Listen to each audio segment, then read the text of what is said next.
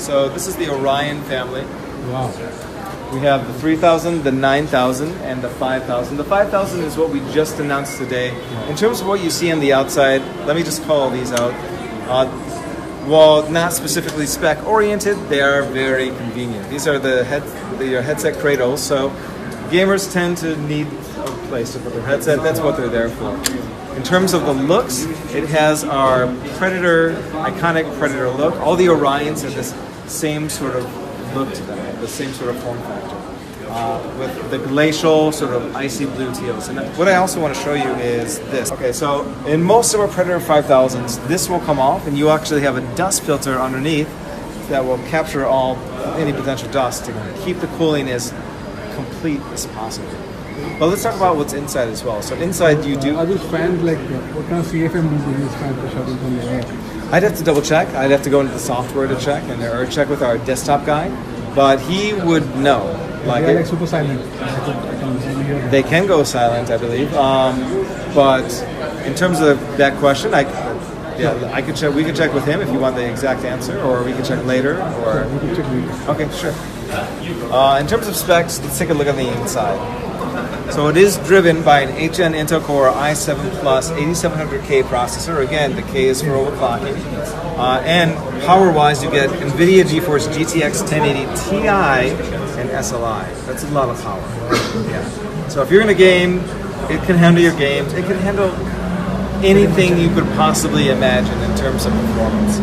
It goes up to 64 gigabytes of DDR4 RAM, as well as NVMe SSD and RAID 0 support. Yeah, of course. So it's like, that's as fast as you can possibly get, really. You can look inside. We have our own Predator fan chassis there on the top as well. Very nice logo. No, it's an incredible logo, yeah. So we get the radiator right there, so everything's quick and cool. And in addition to that, like I mentioned, it is using ice tunnel. And how ice tunnel works is it's compartmentalized cooling. So the air gets pulled into the front and then distributed through 4 different sections. So it goes through the front of the motherboard, it goes through the back of the motherboard as well, the back of the case, and then the power supply is sectioned off so that the heat from the power supply doesn't affect anything else, and the GPUs themselves have a closed system where they use an axial fan as well.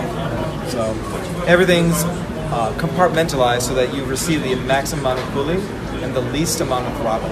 And I also see very few cables. The cables are also well managed. Yeah. I see very few cables running.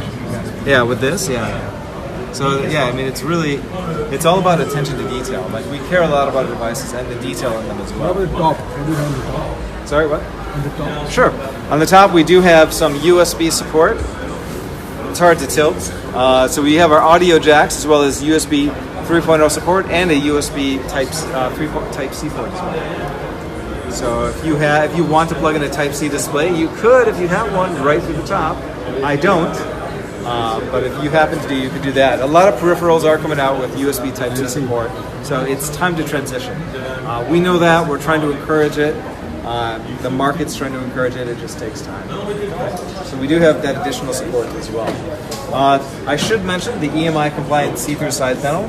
This is something we did for all the Orions, and why the EMI compliant matters is because it creates a Faraday cage.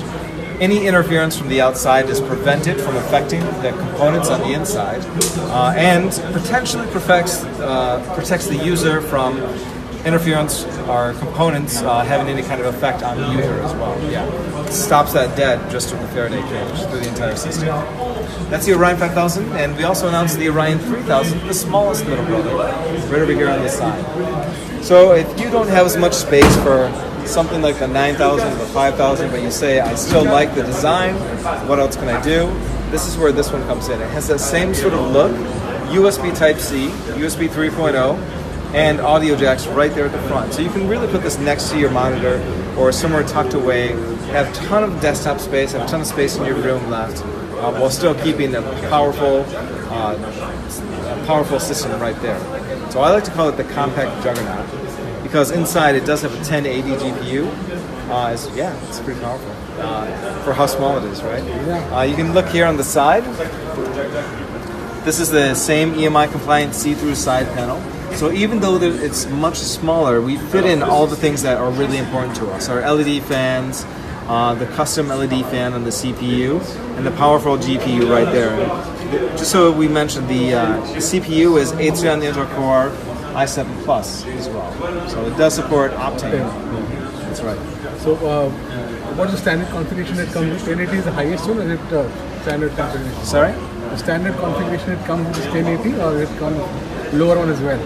Yeah, there's variations, right?